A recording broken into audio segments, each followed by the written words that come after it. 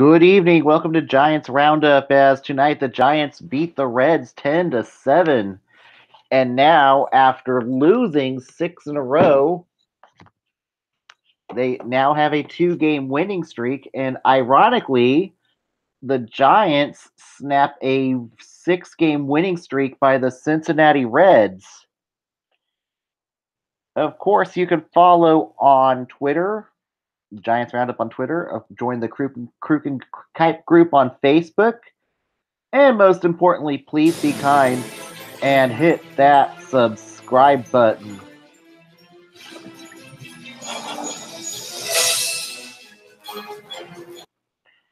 Please be kind and hit that subscribe button. And yes, it's a great homecoming for everybody. I'm back home from Las Vegas. Tried to do some live shows out there, but the streaming places I tried setting up weren't great. The Denny's wasn't good over there to set up. Then I tried out at one of the casinos, and that didn't work out as planned either. But I'm back home, and now the Giants are on a 2-game winning streak, and like I said, they just snapped a 6-game winning streak by the Cincinnati Reds, and the Reds fall to 14-28, and the Giants are back at 500 at 21-21. And there was a lot of home runs in this game. And Sal Romano did not last long tonight, as the Giants just teed off on him from the word go.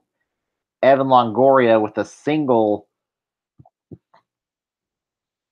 and it scores Andrew McCutchen to make it 1-0, and then Crawford with a double to score Posey and Longoria to make it 3-1. Then the Reds answer back with a Barnhart single to left center to score Schebler 3-1. Then the Giants in the second inning provide more of their own scoring with a McCutchen double to score Gregor Blanco. And then in the third inning, Kelby Tomlinson singles to center to score Brandon Belt, and both of the Brandons score to make it 6-1. And then here come the home runs. First in the fourth inning, Barnhart homers and scores Schebler, makes it 6-3. Schebler homers in the sixth inning, and that would conclude Chris Stratton's night. And Stratton could have been a skosh better, but it's okay. Stratton 4 earned, 5 innings pitched. Now his ERA swells to 4.88. I'd like to see that ERA go down a skosh at this point. That's not as bad as Sal Romano's line tonight. 2 1/3, 6 earned runs, and his ERA is 4.84. And then that would be all the scoring the Reds would do until the ninth. And then the Giants add some insurance runs. Buster Posey with a double to deep center to score Austin Slater to make it 7-4. Brandon Belt doubles to right to score Posey and McCutchen to make it 9-4. And then Brandon Belt with his own bye-bye baby to make it 10-4. And then a teaser homer in the ninth by former Giant Adam Duvall to score Hamilton and Winkler and make it 10-7. That would be your final score.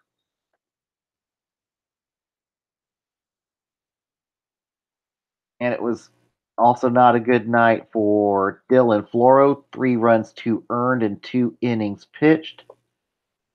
Austin Bryson earned run in 1 inning pitched. Good outings out of Pierce Johnson after the last outing, so his ERA was good until that other night, and now his ERA is at 5.03. Corey Guerin's got his ERA down to 3.78, 2 scoreless innings out of him. Jose Valdez, I think I'm starting to see why he's bounced around so many teams. 3 earned runs and 1 inning pitched. his ERA goes up to 22.50. And guess what Corey Guerin did? He hit former Giant Duvall with a pitch in that game. But a lot of home runs tonight. The ball was definitely carrying at AT&T Park. There was not a lot of wind tonight. And four home runs tonight at AT&T. That you don't normally see four home runs at AT&T Park in a single game. That is almost Coors Field like, and the weather just. And the crazy part is, before tonight's game, there was only 11 home runs hit. Now it's 15 home runs. So the ball was certainly carrying tonight, and AT&T Park looked a bit like Coors Field tonight due to all the home runs.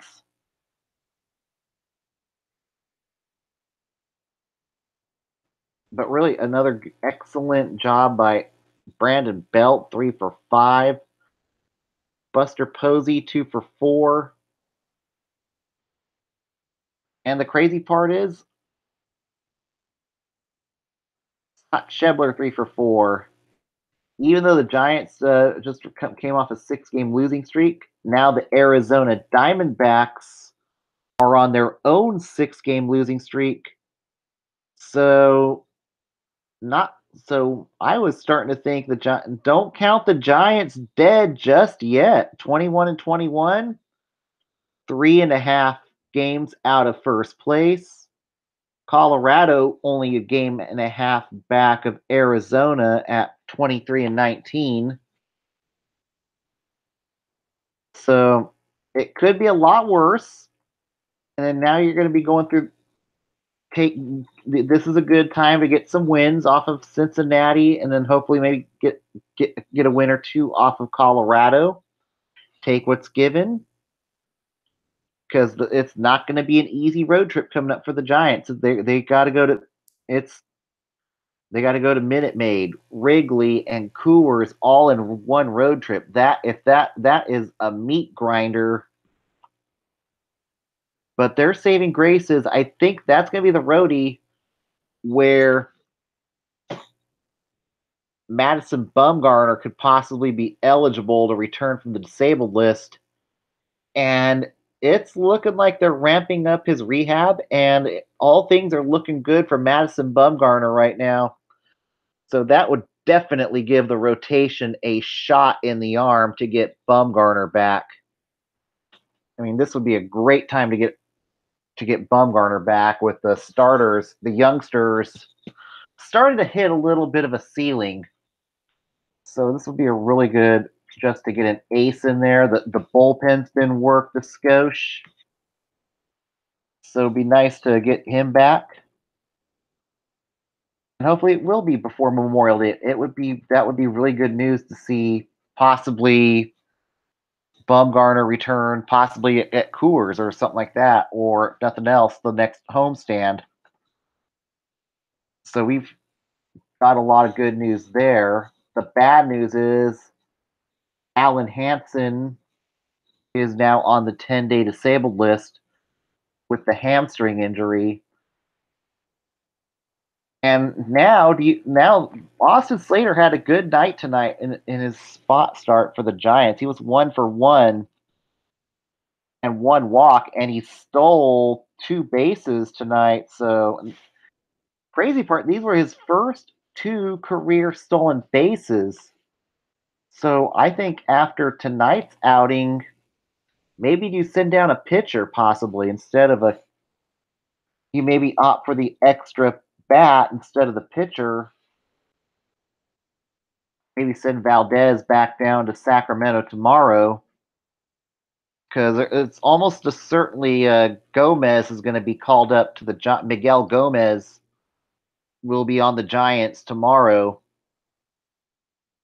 to platoon with Kelby Tomlinson. So that's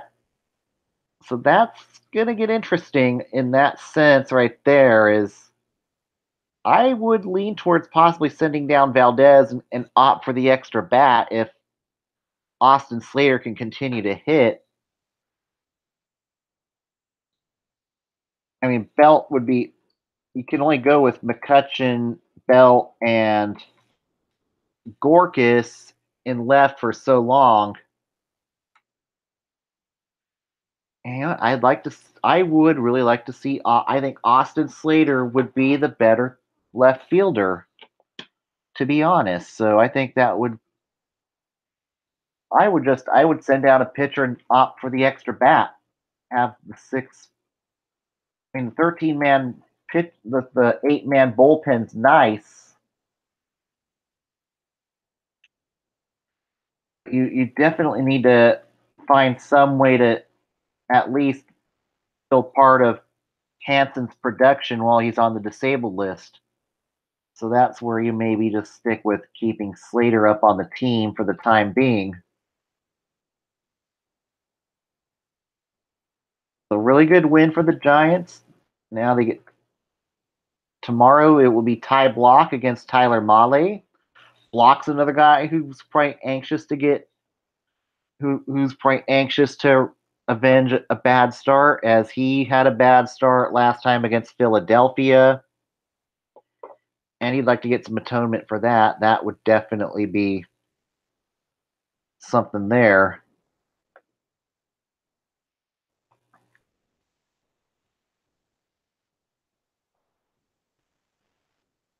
Yeah, when I was in Las Vegas, I went to a Las Vegas 51s game, and we're gonna go a little just a skosh off the rails tonight. And this will be the last year the 51s are going to be playing over there at Cashman Field in Las Vegas. They're going to be moving to a new ballpark in Summerlin next year. And there's certainly a lot of limbo going on with the 51s team. They're no longer going to be the 51s next season.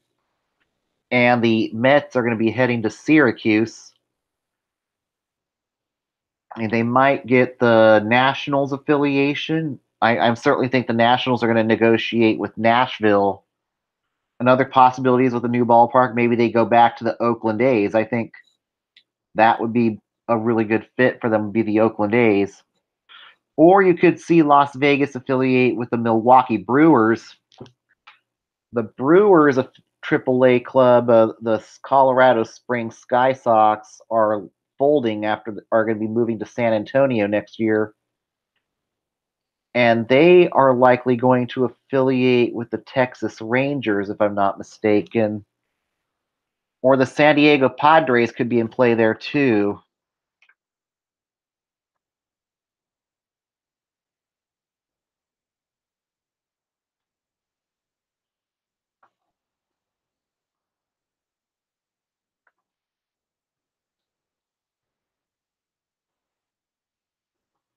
But there's certainly a lot of moving parts to.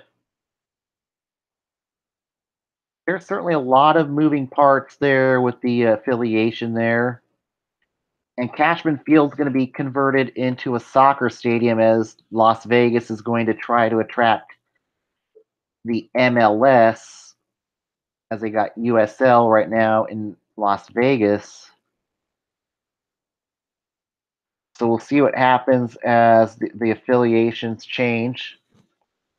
Fresno is certain to lose their affiliation with the Houston Astros. They're likely heading to Round Rock, and San Antonio is probably going to be affiliating with the Texas Rangers. So it's certainly going to be a battle of whoever doesn't. It could be really come down to A's and Brewers for 51s and the Grizzlies.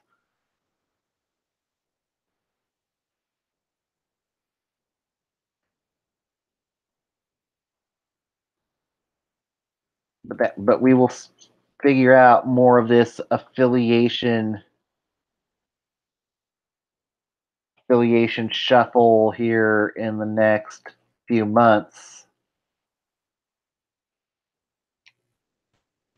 But also, they got a great fan base. I think Major League Baseball could could work in Las Vegas one day.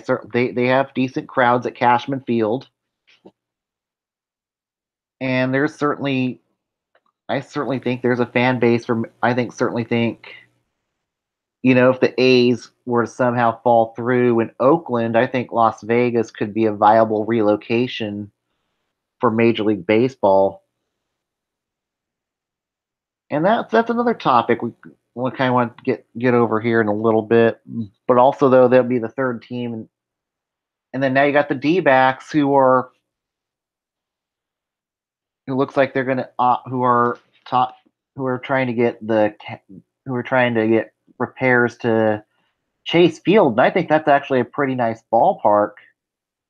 Could use just might need a little renovation, but I think Chase Field's in a nice spot. But Ken Kendrick's trying to make the government pay for repairs, whereas he should be making the repairs to the ballpark, not on the government, the taxpayers' dime. So you could see the D-backs use Las Vegas as relocation threat,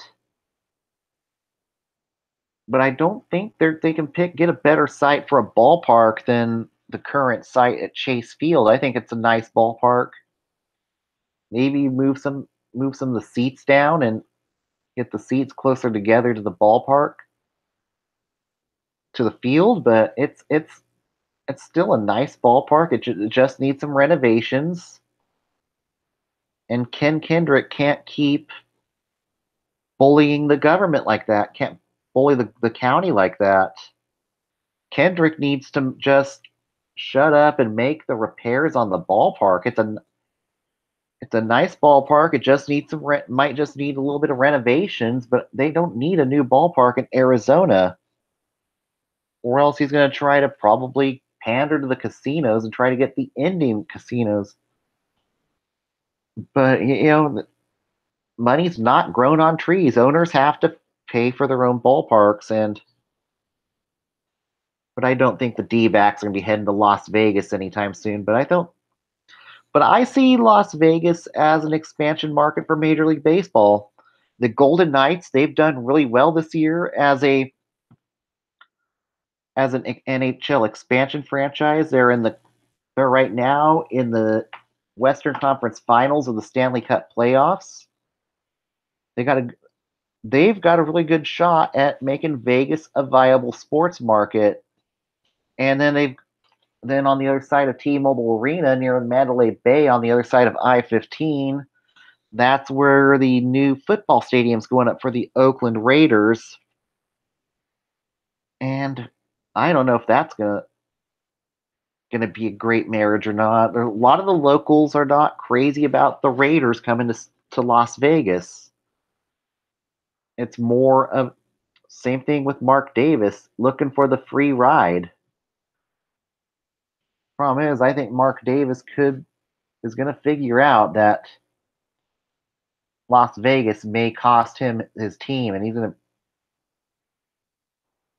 I think the Raiders could be heading for the auction block, especially if a lockout comes before the Las Vegas football stadium is done. But yeah, I don't know if how many fans are going to be interested in seeing football at. It might be good for the tourists, but I just don't know how much of the locals are going to be interested in watching the Raiders play in Las Vegas. And it might be, I think he'll sell tickets. But the PCLs are going to be really expensive, and of course, LA's happy they're not coming back. LA did not like the riffraff that was affiliated with the Raiders. That is the one thing about the Raiders a lot of cities don't like is the gang affiliation and riffraff that's affiliated with the Raiders. But I certainly think Las Vegas could be a great market for Major League Baseball at some point.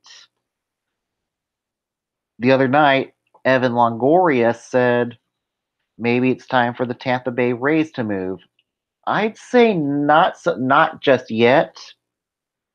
The Rays are looking at a new ballpark in the Ybor City part of Tampa. I think that could be a great fit. and it looks like maybe the city of Tampa might be on board with it. Now it's just getting the funding all together. That's going to be the catch right there. Is how much is the ownership going to pay, and how much is the county willing to pay to get a ballpark built in Tampa? And the big challenge over there might be Tallahassee. The certainly the state government's trying to really make it harder for businesses to get government money for development, which is a bad idea. And if that happens, the state of Florida could certainly kill any possibility of a new ballpark in Tampa. Then you start looking at where would the Rays relocate? Everybody says Montreal. I say not so fast. I remember how empty the ballpark was in Montreal when the Expos played there, and the fans didn't care. The fans never really showed up for the Expos when they played in Montreal, and I certainly don't think that I would not have the appetite of bringing a baseball team back to Montreal. I think it's a failed market. I don't think Montreal is a baseball market. I think a good candidate would be, if it outside of Florida, would be Charlotte. I certainly think Charlotte would be a great place for Major League Baseball. You can certainly set up rivalries with the Baltimore Orioles and the Washington Nationals. If the Rays were to move, you might have a great rivalry between the Rays and the Orioles if the Rays ended up relocating to Charlotte. I certainly think Charlotte would be a lot more viable market for relocation if the Rays if the Rays have to relocate somewhere. My top candidate would be Charlotte. It's kind of in the same area. Then you don't have to do any sort of realignment. In Oakland, everybody's talking about Portland. I think the A's are going to be staying. It's just going to be a question on whether they're going to be building a new ballpark on the Coliseum site or Howard Terminal. The A's are going to be staying long term, so Bay Area, be happy about that. The A's are going to be sticking around for a good while.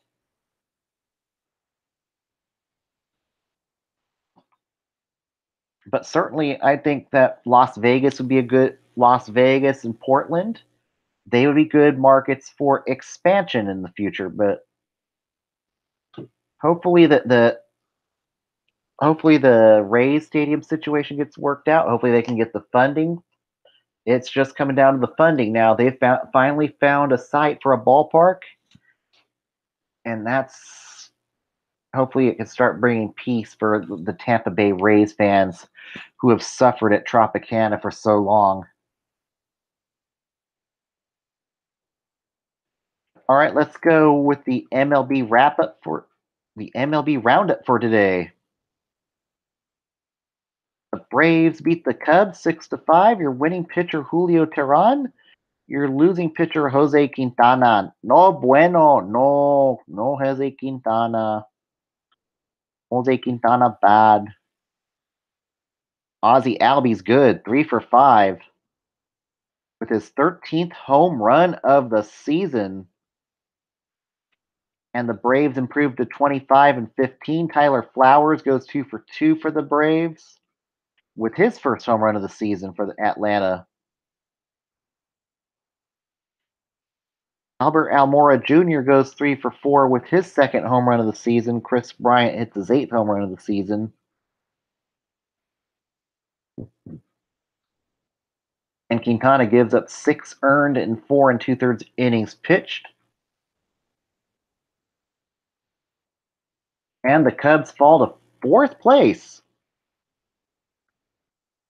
Yes, they are in. The Cubbies are in 4th place, but they're only 2 games out of the Central. That is going to be a dogfight. Whereas Atlanta now has a game and a half lead over the Phillies in the NL East at 25-15. And the Rays beat the Royals 2-1. Your winning pitcher Ryan Yarbrough. Your losing pitcher Eric Skoglund.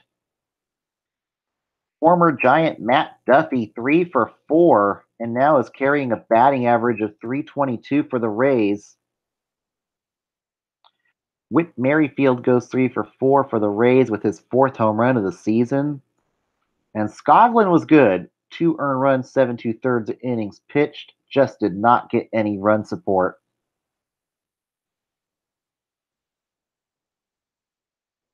And the A's beat the Red Sox in Fenway tonight 6-5. Your winning pitcher, Sean Manaea. Your losing pitcher, Rick Porcello.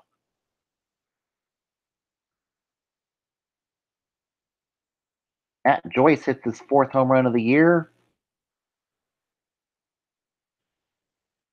Matt Olson with his 5th home run of the year for the A's. Chris Davis with his 12th home run of the year for the A's. And now we're at 20 and 21. Manaea, four runs, 3 earned in 6 innings pitched.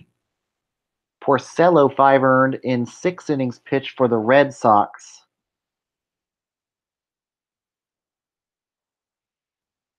The Tigers beat the Indians 6-3. Your winning pitcher, Mike Fiers. Your losing pitcher, Carlos Carrasco. Jose Iglesias goes 2 for 3 for the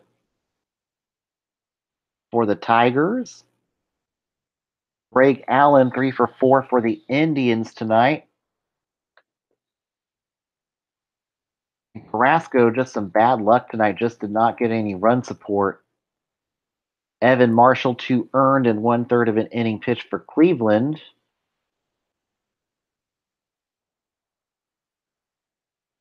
And the Mariners beat the Twins 1-0. Your winning pitcher, Jose Pazos.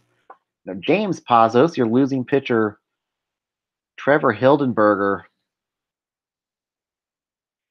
Dean Segura 2 for 3 with the sacrifice hit to win the game. Wade LeBlanc been really good since becoming the Mariners starter. Jake Odorizzi starting to get his sea legs. 6 scoreless innings for the Twins. Just some bad luck for Odorizzi, though, a no decision. And the Brewers beat the D-backs 7-2, and now the D-backs have lost 6 in a row. Your winning pitcher, Junior Guerra. Your losing pitcher, Patrick Corbin. Jonathan Villar goes 3 for 4 for the Brewers. Christian Yelich 2 for 2. Villar hits his 2nd home run of the season for the Brewers. And Corbin, 8 strikeouts, 4 earned in 6 innings pitched. Fernando Salas, 3 earned in 2 innings pitched. And the D-backs fall to 24 and 17. The Brewers are at 25 and 17 and are now holding first place in the NL Central. And in a battle of first place in the AL West tonight, the Angels take game 1 of a big series 2-1 over the Astros. Your winning pitcher, Andrew Heaney. Your losing pitcher, Lance McCullers Jr. Justin Upton goes 2 for 3 for the Angels tonight. A really good game of starting pitching tonight in the OC. As in this one, the Astros currently hold the Angels and Astros are currently tied for first place with the Mariners a game and a half out, and the A's just 5 games out. So we're really starting to see a good battle for the AL West this year. And the only other game in action, the Colorado Rockies beat the San Diego Padres 6-4. Your winning pitcher, Tyler Anderson. Your losing pitcher, Kazuhisa Makita. Freddie Galvis goes 3 for 4 for the Friars tonight. Nolan Arenado 3 for 4 for the Rockies, and they hit a lot. It was a lot of bombs tonight. Joey Lucchesi only survives 5 innings, 3 earned. Anderson 4 runs, 3 earned, and 5 2/3. It looks like the Padres are only a game and a half in the cellar as the LA Dodgers are currently 16 and 24. And fans on that are starting to wonder, is Dave Roberts going to be fired if they only win 60 or 70 games this year? I would say no. I actually think Dave Roberts is perfectly safe. He's allowed one mulligan. And look at the injuries they've had thus far. I mean, Corey Seager hurt for the year. Justin Turner hurt. And then, of course, Clayton Kershaw hurt. You can't win a lot of games when your three stars are getting hurt. When your star players are getting hurt, of course you're going to have a bit of a letdown. That's just how it is. Right now, in games in the PCL tonight pertaining to Northern California, the Grizzlies beat the Salt Lake Bees 4-3. Your winning pitcher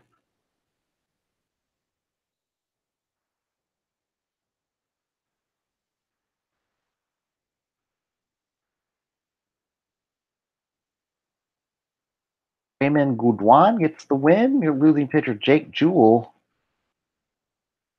Mike Haschchild, 2 earned in 5 innings pitched.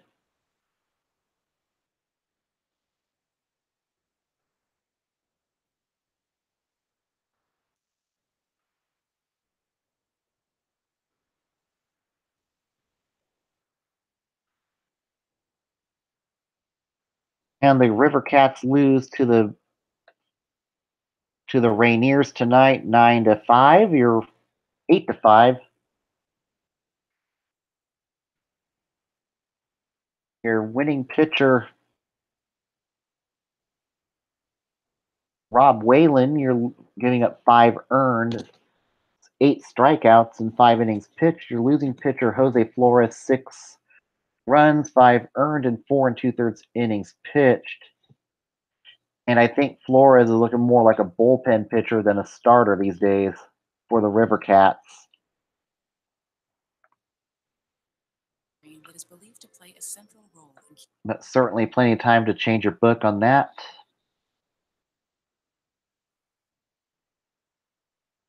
But we'll see how Miguel Gomez handles the majors tomorrow. As he will likely split time with Kelby Tomlinson at second. Hopefully, we'll get some guys healthy soon. Oh, and of course, around the league tonight, the Warriors take game 1 of the Western Conference Finals, 119-108, I think, or 119-105.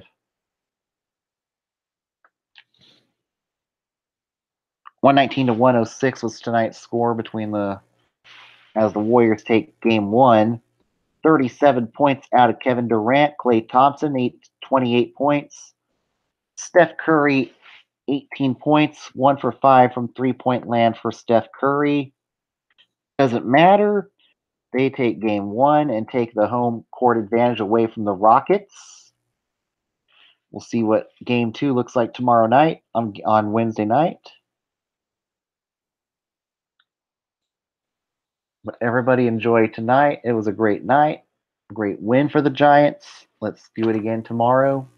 Hopefully Ty Block can atone himself. Enjoy what little home cooking you're going to have before the tough roadie comes for the Memorial Day stretch. Everybody have a good night. I will see you tomorrow.